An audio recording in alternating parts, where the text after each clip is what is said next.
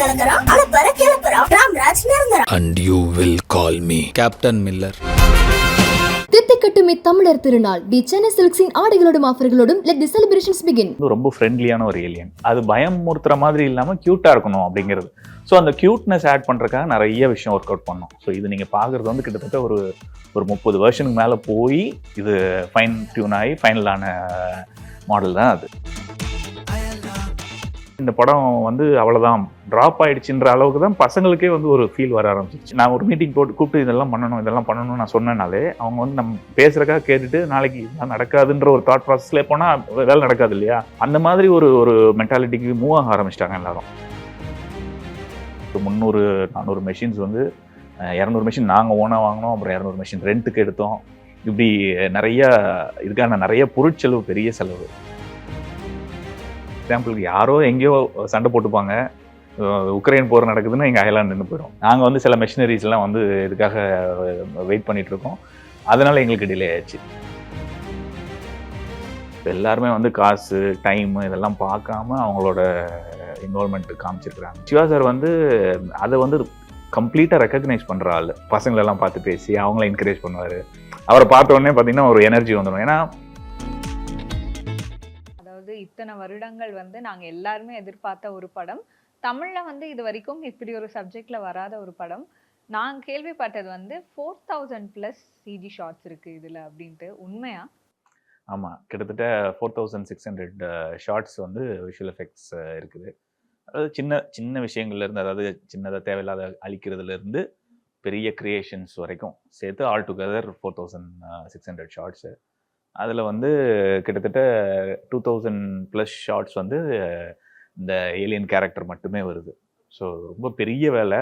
சொல்லப்போனால் இந்தியன் ஃபிலிம்ஸில் வந்து this is going to be one of its kind. Actually nobody has done it. அதாவது இந்த மாதிரி ஒரு ஃபுல் சிஜி கேரக்டர் படம் ஃபுல்லாக வந்தது இது வரைக்கும் யாரும் பண்ணலை. So maybe this is the first attempt that we have done. So Ayalaan பார்க்கும்போது வந்து எப்படி இதுக்கான ஒரு உருவம் கொடுத்தீங்க? நிறைய ஏலியன்னா இப்போ நம்ம நிறைய படங்கள், மற்ற படங்கள்லாம் பார்க்குற மாதிரி ஒரு அருவருப்பாக ஒரு கிரியேச்சரோ ஏதோ ஒன்று இருந்துச்சுன்னா ஃபர்ஸ்ட் ஆஃப் ஆல் கனெக்ட் பண்ண முடியாது. இன்னொன்று இது வந்து ரொம்ப ஃப்ரெண்ட்லியான ஒரு ஏலியன். ஸோ அதுக்கு வந்து அதே மாதிரி நிறைய எமோஷனல் போர்ஷன் இருக்குது, டைலாக் போர்ஷன்ஸ் இருக்குது. ஸோ இதெல்லாம் வந்து வேறு மாதிரியான ஒரு கிரியேச்சரை நம்ம எடுத்துகிட்டு வந்தோம்னா அதை வந்து அந்த இமோஷன்ஸ் எல்லாம் அது வந்து ட்ரான்ஸ்ஃபர் பண்ண முடியாது அதால். ஸோ அதனால் வந்து மெயினாக நம்ம என்ன பண்ணோம்னா அது ஒரு ஹியூமனாய்டாக இருக்கணும், அந்த கிரே ஏலியன்ற கான்செப்ட்லேயே இருக்கணும். ப்ளஸ் வந்து அது பயம் மூர்த்துற மாதிரி இல்லாமல் க்யூட்டாக இருக்கணும் அப்படிங்கிறது. ஸோ அந்த க்யூட்னஸ் ஆட் பண்ணுறதுக்காக நிறைய விஷயம் ஒர்க் அவுட் பண்ணோம். ஸோ இது நீங்கள் பார்க்குறது வந்து கிட்டத்தட்ட ஒரு 30 வருஷனுக்கு மேலே போய் இது ஃபைன் டியூன் ஆகி ஃபைனலான மாடல் தான் அது. அண்ட் அந்த கலர் ஸ்பெசிஃபிகேஷன் எதனால வந்து ஒரு கிரீன் கலர், நம்ம மைண்டில் வந்து ஒயிட் கிரே அதுலேயே இருக்கும். So to drive on a colour அது எப்படி சார்? இல்லை, பர்பஸாக ஒயிட்டு போக வேண்டாம்னு நினச்சோம். முதல்ல வந்து ப்ரௌன் ஷேடு வச்சுருந்தோம். அது வந்து கொஞ்சம் ஒரு மாதிரி ஒரு அனிமல் ஃபீச்சர் வர்ற மாதிரி இருந்துச்சு. அதனால் அதுக்கப்புறம் வந்து ஒரு பேல் க்ரீன் கொண்டு போனோம். அது வந்து நல்லா ஒர்க் அவுட் ஆச்சு. ஸோ அதனால் அது அப்புறம் அப்படியே அதை கேரி ஃபார்வர்ட் பண்ணிட்டோம். ஒரு 30 இயர்ஸ் பேக்லாம் வந்து அந்த ஈடி அப்படின்ற ஒரு படம் வந்தது. ஸோ அதில் தான் ஃபர்ஸ்ட் வந்து இப்படி ஒரு உருவம் வருது. ஸோ இன்னமுமே வந்து ஈடி படத்தை பற்றி பேசிட்டு தான் இருக்கோம், பார்த்துட்டு தான் இருக்கோம். அதுக்கப்புறம் தமிழில் இப்படி ஒரு படம்.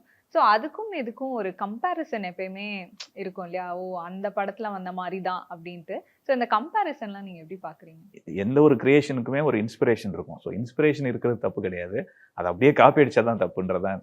இன்னொன்று, நம்ம எப்போவுமே வந்து ஹாலிவுட்டை வந்து நம்ம ஒரு விஷயம் ட்ரை பண்ணுறோம்னா உடனே ஹாலிவுட்டுக்கு நம்ம கம்பேர் பண்ணுறாங்க எல்லாருமே. அது வந்து ரொம்ப ஒரு தப்பான விஷயமா நான் நினைக்கிறேன். பார்க்கும்போதே வந்து நம்ம அந்த படத்தில் நம்ம பார்த்தோம் அந்த குவாலிட்டி வரல ஹாலிவுட்லன்னா வராது கண்டிப்பாக. ஏன்னா அதுக்கு அவங்க செலவு பண்ணுற காசு வேற, அவங்க செலவு பண்ணுற டைம் வேற. அவங்க வந்து அதுக்காக அவங்களுக்கு அதை வந்து கிட்டத்தட்ட 40-50 வருஷமாக பண்ணி அவங்களுக்கு அதோட ஒரு எக்ஸ்பீரியன்ஸ் இருக்குது.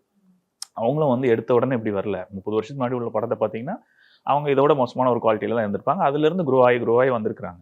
ஸோ அந்த ஆப்பர்ச்சுனிட்டி நமக்கு வந்து ரொம்ப லேட்டாக தான் கிடைக்கிது.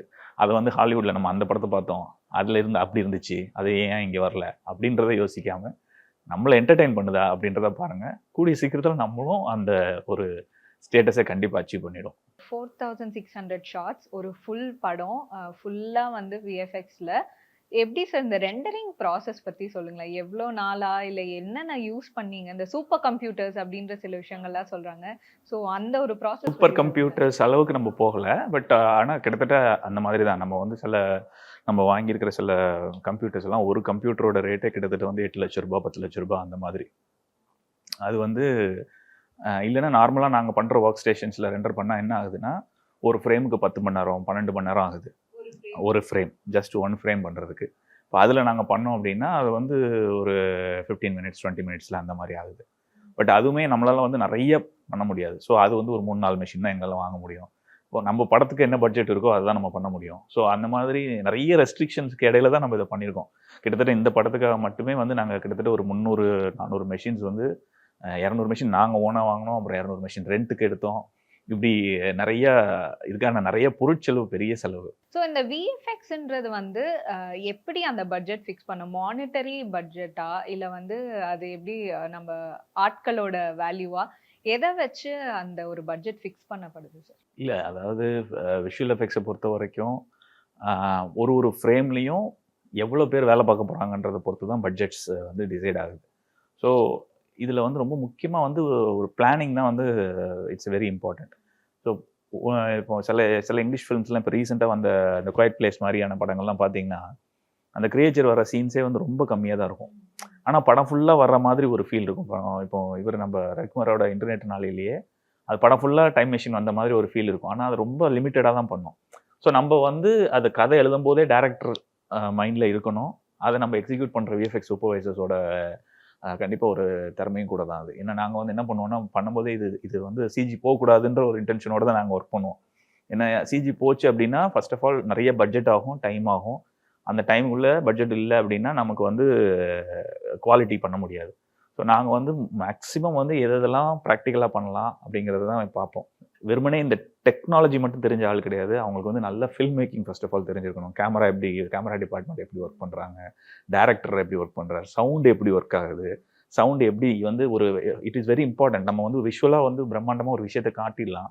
அதுக்கு பின்னாடி இந்த சவுண்டை ஆட் ஆகும்போது தான் அது வந்து அந்த நீங்கள் எதிர்பார்க்குற அந்த ஒரு மேஜிக் கிரியேட் ஆகும்.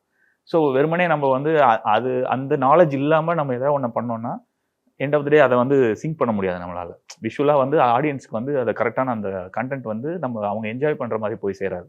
ஸோ இது எல்லாத்தையுமே வந்து யோசிச்சு பண்ணால் மட்டும்தான் நம்மளால் வந்து அந்த ஒரு விஷுவல் மேஜிக்கை கிரியேட் பண்ண முடியும். அண்ட் வந்து அயலானோட அந்த கெட்டப் போட்டு நடிச்சிருக்க சில பேர்கிட்ட பேசினப்ப வெங்கட் ஸ்பெஷலி அவர் தான் வந்து அந்த மாஸ்க்லாம் போட்டு பண்ணதா சொன்னாரு. ஸ்டண்ட் வந்து ஒருத்தவங்க பண்ணியிருந்தாங்க. இவர் வந்து பாடி இதுக்கு மட்டும் இவர் பண்ணியிருந்தாரு. இந்த மாதிரி ஒரு 4 பேர் இன்வால்வ்டா இருந்தாங்க அப்படின்ட்டு. ஸோ அந்த ஒரு சேலஞ்சஸ் பற்றி சொல்லுங்க. உண்மையை சொல்ல போனால் நான் கூடவே பண்ணியிருப்பாங்க, 4 பேருக்கும் கூடவே பண்ணியிருப்பாங்க. ஏன்னா எக்ஸ்பிரஷன்ஸ் வந்து நம்ம ஆஃபீஸில் நிறையா இங்கே அனிமேஷன் டிபார்ட்மெண்ட்டில் வந்து பண்ணுறவங்க வந்து அவங்களே ஆக்டிங் பண்ணி அந்த ஆக்டிங்கை தான் வந்து ஏலியன் பண்ண வச்சுருக்காங்க. ஸோ அதனால் இப்போ கிட்டத்தட்ட ஒரு 40-50 பேர்கிட்ட அனிமேட்டர்ஸ் மட்டும் இருக்காங்க அப்படின்னா அவங்க வந்து என்ன பண்ணுவாங்கன்னா தனித்தனியாக ஆக்ட் பண்ணி அவங்களுக்கு ஒரு பர்டிகுலராக ஒரு ஆளுக்கு ஒரு 50 ஷாட்டு 60 ஷாட்டுன்ற மாதிரி நாங்கள் அலாட் பண்ணியிருப்போம். ஸோ அந்த 50-60 ஷாட்ஸுக்கு they are the owners. So அவங்க வந்து என்ன பண்ணுவாங்கன்னா அந்த ஷாட்டை அவங்க ஆக்ட் பண்ணி அந்த ஆக்டிங்கை வந்து அவங்க அந்த ஏலியனுக்கு ட்ரான்ஸ்ஃபர் பண்ணுவாங்க.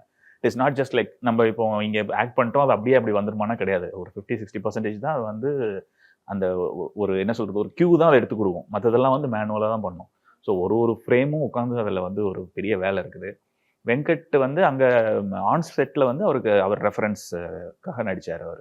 ஸோ அவருக்கு வந்து இப்போ லேட்டஸ்ட்டாக வந்து பாடி சூட் வந்து இப்போது நம்மளால் வந்து ஆன் செட்லேயே நம்மளால் கேப்சர் பண்ண முடியும். நீங்கள் சொன்ன பீரியட்லலாம் வந்து அந்த பாடி சூட்லாம் கிடையாது. அது வந்து ஒரு இடத்துல போயிட்டு அங்கே ஒரு ஸ்டுடியோ ஸ்பெசிஃபிக்காக மோஷன் கேப்சர் ஸ்டுடியோ இருக்கும். அங்கே தான் போய் அவங்க ஆக்ட் பண்ணணும். அங்கே ஆக்ட் பண்ணுறத இங்கே வந்து ட்ரான்ஸ்ஃபர் தனியாக பண்ணலாம். ஸோ நமக்கு வந்து அந்த லைவாக பார்க்குற ஒரு எக்ஸ்பீரியன்ஸ் இருக்காது. டேரக்டர் ஷூட் பண்ணும்போது அதை லைவாக பார்க்க முடியாது. ஆனால் இங்கே வந்து எப்படின்னா இங்கே வந்து இப்போ நடிக்கும்போது இப்போ உங்கள் பக்கத்தில் ஏலியன் உட்காந்துரு உங்ககிட்ட பேசுகிற மாதிரி இன்ட்ராக்ட் பண்ணுற மாதிரி ஒரு ஷாட்னா அதில் வந்து அங்கே அந்த சூட்டை போட்டு ஒருத்தரை நடிக்க வச்சிட்டோம்னா இப்போ டேரக்டர் வந்து ஃப்ரேம் வைக்கிறது, கேமராமேன் ஃப்ரேம் வைக்கிறதா இருக்கட்டும், டேரக்டர் வந்து ஆக்டிங் சொல்லி கொடுக்குறதா இருக்கட்டும், எல்லாமே அவங்க லைவாக பண்ண முடியும். நீங்கள் வந்து லைவாக இன்ட்ராக்ட் பண்ண முடியும்.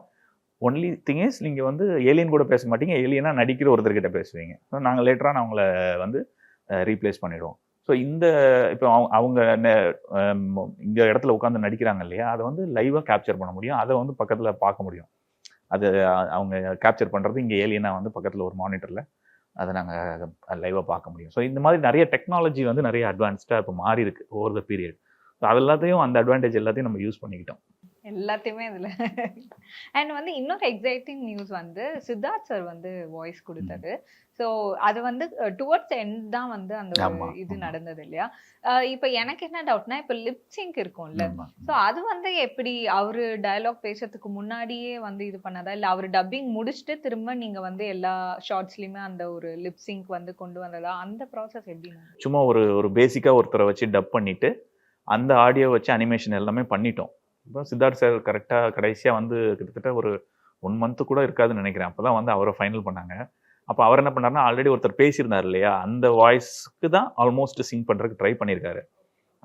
ஒரு சில இடங்கள்ல கொஞ்சம் எங்களால் அவருக்கு வந்து, ஏன்னா அவருக்கு ஒரு மாடுலேஷன் இருக்கும், அது வந்து இன்னொருத்தர்கிட்ட வந்து மேட்ச் பண்ண முடியாது. ஸோ அதில் வந்து சின்ன சின்ன வேரியேஷன்ஸ் இருந்துச்சு. அதை ஓரளவுக்கு முடிஞ்ச அளவுக்கு நம்ம மேட்ச் பண்ணியிருக்கோம். அதை திரும்ப தான் எடுத்து பண்ணோம் அந்த வேலையெல்லாம். டிலே எப்படி வந்து நீங்க ஹேண்டில் பண்ணீங்க? கோவிட் மட்டும் பார்க்கல, இது வந்து பல புயல்கள் பார்த்துருச்சு. ஒன்றும் இல்லை, எக்ஸாம்பிளுக்கு யாரோ எங்கேயோ சண்டை போட்டுப்பாங்க, உக்ரைன் போர் நடக்குதுன்னா எங்கள் அயலான் நின்று போயிடும், சம்மந்தமே இருக்காது. இது கேட்கறதுக்கு வந்து என்னடா அதுக்கு என்ன சம்மந்தம் இருக்கும். பட் ஆனால் நாங்கள் வந்து அது கூட நம்ம கனெக்டாக இருக்கோம். அதுதான் வந்து இப்போ குளோபலைசேஷன் சொல்கிறோம் இல்லையா, ஒன்றும் எல்லாத்துலேயும் கனெக்டடாக இருக்குது. ஸோ ஒன்றும் இல்லை, இந்த ஒரு கப்பல் ஒன்று மாட்டுச்சுல சுயஸ் கனாலில், எவர் கிரீன்னு சொல்லிட்டு, அது மாட்டினப்போ அது கூட எங்களுக்கு வந்து இங்கே ஒரு ப்ராப்ளம் பண்ணுச்சு. நாங்கள் வந்து சில மெஷினரிஸ்லாம் வந்து இதுக்காக வெயிட் பண்ணிட்டு இருக்கோம், அதனால எங்களுக்கு டிலே ஆயிடுச்சு. இப்படி எங்கேயோ யாருக்கோ ஏதோ ஒரு பிரச்சனை நடந்துச்சுன்னா இங்கே அயலான் நின்று போயிடும். Okay. And Rahman sir, so வந்து இந்த மாதிரி படங்கள் அப்படின்னும் போது Rahman sir adds a bigger value to the project இல்லையா? ஸோ நீங்க ஏதாவது ரெக்வெஸ்ட் வச்சிங்களா? பிகாஸ் ஃப்ரம் உங்க சைட்ல இருந்து இந்த மாதிரி டெக்னிக்கல் மியூசிக்கெல்லாம் வந்து இந்த மாதிரி விஷயங்கள் ஆட் பண்ணலாமா, ஏதாவது அந்த மாதிரி டிஸ்கஷன் போச்சா சார் கூட? இல்லை, மியூசிக் டைரக்டர் கூட இன்ட்ராக்ட் பண்ணுற விஷயம் எனக்கு நடக்கல. பட் டைரக்டர் வந்து ரெகுலராக பேசிட்டே தான் இருப்பார். நானும் டைரக்டரும் பயங்கர சிங்க்லேயே இருப்போம் எப்போவுமே. ஸோ அவர் சொல்லுவார் ஒன்று இது இப்படி பேசியிருக்கேன், இப்படி சொல்லியிருக்கேன்னு சொல்லிட்டு, நானுமே வந்து சில விஷயங்கள்லாம் வந்து சில படங்கள்லாம் ரெஃபரன்ஸ் சொல்லி இந்த மாதிரி சவுண்டு தான் நல்லாயிருக்கும், சார்ட்ட கேளுங்க அப்படின்லாம் சொல்லுவேன். அது ஒரு இன்ட்ரெஸ்டிங் ப்ராசஸ், ஆக்சுவலாக நல்லா இருந்தது அது. ஓகே. நீங்க ஏதாவது ஸ்பெசிஃபிக் சவுண்ட்ஸ் கேட்டிங்களா ஐலாண்டுக்கு? ஏலியனுக்கு சில சவுண்ட் மாடுலேஷன்ஸ் கேட்டிருந்தோம். பட் ஆனால் இப்போ சித்தார்த் சார் வாய்ஸ் இருந்ததுனால அது பண்ணலன்னு நினைக்கிறேன். பட் அஃப்கோர்ஸ் இந்த ஸ்பேஸ்ஷிப் உள்ளே வர்றது, இந்த மாதிரி காரியங்களுக்குலாம் வந்து நிறைய சவுண்ட் எஃபெக்ட்ஸ், அது வந்து ஏரா செட் கிடையாது, பட் ஆனால் எஃபெக்ட்ஸ் டீம் கிட்ட கேட்டிருந்தோம். அந்த மாதிரி இன்ட்ராக்ஷன்ஸ் நிறைய போயிருக்கு. சீக்கிரம் பொங்கலுக்கு ரிலீஸ் ஆக போகுது.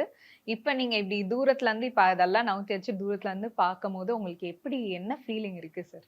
இல்லை, அதாவது எப்போவுமே வந்து ஒரு ஆர்டிஸ்டாக ஒரு கிரியேட்டராக பார்த்தோம்னா, நம்ம ஒரு விஷயத்தை பண்ணிட்டு அது வந்து எப்போவுமே ஒரு ஃபுல் சாட்டிஸ்ஃபேக்ஷன் யாருக்குமே வராது. அது ஒரு 10 நாள் கழிச்சு திரும்ப பார்த்தோம்னா, சச்சா இங்கே இன்னும் இம்ப்ரூவ் பண்ணியிருந்திருக்கலாம் அப்படின்னு அது இருந்துகிட்டே தான் இருக்கும். பட் ஆனால் மற்றவங்க அதை பார்த்து சொல்லும் போது தான் நமக்கு வந்து ஓகே, நம்ம ஓரளவுக்கு சரியாக தான் பண்ணியிருக்கிறோம் போல் அப்படின்ற ஒரு ஃபீல் வரும். ஸோ அதனால் அதை வந்து ஆடியன்ஸ் கிட்ட தான் நம்ம விட்டுறோம். அவங்க தான் பார்த்துட்டு என்ன நம்ம பண்ணியிருக்கிறோம், தப்பாக பண்ணியிருக்கிறோம், என்ன சரியாக பண்ணியிருக்கோன்றதை அவங்க தான் சொல்லணும். அண்ட் வந்து சிவகார்த்திகேயன் சார் வந்து இவ்வளோ நாள், அதாவது இப்படி ஒரு படம் வந்து கண்டிப்பாக வந்து தமிழ் ஆடியன்ஸ் கிட்ட கொண்டு வந்து சேர்க்கணும் அப்படின்றதுல ஆடியோ அந்த ப்ரீ ரிலீஸ் ஈவெண்ட்லையுமே சரி ரொம்ப ஸ்ட்ராங்காக பிலீவ் பண்ணி சொல்லியிருந்தாரு. ஸோ அவரோட அந்த விஷன் அண்ட் உங்களோட எல்லாத்தோட விஷன், ஸோ உங்களோட ரிலேஷன்ஷிப் வித் சிவா சார் சொல்லுங்க. சிவா சார் கூட வந்து ஆக்சுவலாக வந்து விஷுவல் எஃபெக்ட்ஸ் சூப்பர்வைசர்ஸ் எங்களை பொறுத்த வரைக்கும் வந்து பொதுவாக எப்போவுமே வந்து ஆக்டர்ஸோட வந்து இன்ட்ராக்ஷன் இருக்கும். பட் ஆனால் பெரிய லெவலில் ரிலேஷன்ஷிப் எதுவும் இருக்காது. ஏன்னா எங்களுக்கு அவங்க கூட பெரிய வேலை இருக்காது எப்போவுமே. எங்களுக்கு வந்து டேரக்டர்ஸோட, டிஓபிஸோட, எடிட்டர்ஸோட இப்படி தான் எங்களோட ஒர்க் இருக்கும். அதனால் பொதுவாக எப்போவுமே இருக்காது. பட் ஆனால் இந்த படம் வந்து இது எல்லாத்தையும் தாண்டி ஒரு பெரிய வேறு மாதிரியான ஒரு பேஷன், இது பேஷன் ப்ராஜெக்ட் தான் எல்லாருக்குமே. இந்த படத்தில் ஒர்க் பண்ண எல்லாருக்குமே இது ஒரு பேஷன் ப்ராஜெக்ட் தான். எல்லாருமே வந்து காசு, டைமு இதெல்லாம் பார்க்காம அவங்களோட இன்வால்மெண்ட் காமிச்சிருக்கிறாங்க. ஸோ அதனால் சிவா சார் வந்து அதை வந்து கம்ப்ளீட்டாக ரெக்கக்னைஸ் பண்ணுற ஆள். எல்லாத்தையுமே வந்து அதை வந்து ஒருத்தரோட ஒர்க்கையும் வந்து ரெக்கக்னைஸ் பண்ணுவார், அவர் வந்து அப்ரிஷியேட் பண்ணுவார். ஸோ டே ஒன்லேருந்தே எங்களுக்கு அவர் கூட நல்ல ஒரு சிங்க் இருந்துச்சு. ஷூட்டிங் ஸ்பாட்லேயும் வந்து ரொம்ப கலாட்டா பண்ணிட்டு இருப்பார், ஒரே ஜாலியாக இருக்கும். அந்த மாதிரி நிறைய விஷயங்கள் போயிட்டே இருக்கும். ஸோ அதனால் அவர் கூட எப்போவுமே ஒரு சிங்க் இருக்கும். ஸோ படம் பிரச்சனைன்னு வரும்போதுமே அவர் தான் முதல்ல வந்து நின்னது. நிறைய விஷயங்களில் சப்போர்ட் பண்ணியிருக்காரு, எங்களுக்கு நிறைய சப்போர்ட் பண்ணியிருக்காரு. இங்கே ஆஃபீஸ்க்கு வருவார், அடிக்கடி வந்துட்டு பசங்களெல்லாம் பார்த்து பேசி அவங்கள என்கரேஜ் பண்ணுவார்.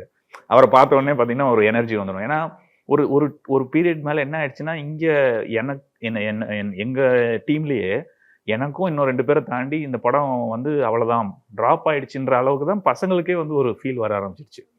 ஸோ நாங்கள் வந்து திரும்ப இந்த ஒர்க்கை பற்றி பேசினாலே, நான் ஒரு மீட்டிங் போட்டு கூப்பிட்டு இதெல்லாம் பண்ணணும்னு நான் சொன்னேனாலே, அவங்க வந்து நம்ம பேசுறதுக்காக கேட்டுட்டு நாளைக்கு இதெல்லாம் நடக்காதுன்ற ஒரு தாட் ப்ராசஸ்லேயே போனால் வேலை நடக்காது இல்லையா? அந்த மாதிரி ஒரு ஒரு மென்டாலிட்டிக்கு மூவ் ஆக ஆரம்பிச்சிட்டாங்க எல்லாரும். அப்புறம் அந்த மாதிரி நேரங்கள்லாம் சிவா சார் வருவார். வந்துட்டு அவரை பார்த்தோன்னே எல்லாருக்கும் வந்து ஒரு ஒரு திரும்ப ஒரு எனர்ஜி கிடைக்கும். ஏன்னா எல்லாரும் சீரியஸாக இருக்காங்க, இது நடந்துரும் அப்படின்ற ஒரு ஒரு ஒரு பாசிட்டிவ் வைப் எப்போவுமே அவர்கிட்ட இருக்கும். ஸோ அவர் வந்து ஒரு பெரிய அசெட்டு எங்களுக்கு, இந்த படத்துக்கும் சரி எங்களுக்கும் சரி. ஆமா, தட்ஸ் a wonderful gesture. அதாவது ஆஃபீஸ்க்கு வந்து இப்போ கூட கடைசியாக ஒரு 1 மந்த் முன்னாடி வந்துட்டு ரிலீஸ் ஆகி ஹிட் ஆன பிறகு வந்து ஒருத்தர் கூடயும் ஃபோட்டோ எடுத்து ஒருத்தர் கூட இன்ட்ராக்ட் பண்ணுறேன்னு சொல்லிட்டு போயிருக்காரு. அவர் பண்ணணும்னா 600 பேர் கூட வைங்க. நம்ம ஆஃபீஸில் மட்டும் 600 பேர் இருக்காங்க. அவர் பண்ணணும். பட் ஆனால் அது அவரோட இன்வால்மெண்ட் அந்த மாதிரி.